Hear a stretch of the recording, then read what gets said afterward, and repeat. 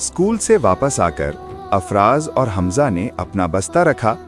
अफराज ने घड़ी देखी और कहा, हमजा, आज जुमा है, थोड़ी देर में नमाज का वक्त हो जाएगा। हमजा ने फौरन कहा, भाई, आज हमें अच्छे कपड़े पहनने चाहिए। दोनों ने गुस्ल किया, साफ लिबास पहना और खुशबू लगाई।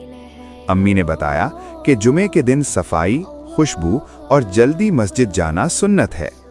अफराज ने हमजा को दुरूद शरीफ पढ़ने की तलकीन की। मस्जिद पहुंचकर दोनों खामोशी से खुतबा सुनने लगे। अफराज ने दिल ही दिल में दुआ मांगी कि अल्लाह उन्हें इल्म और अच्छा अखलाक अता फरमाए।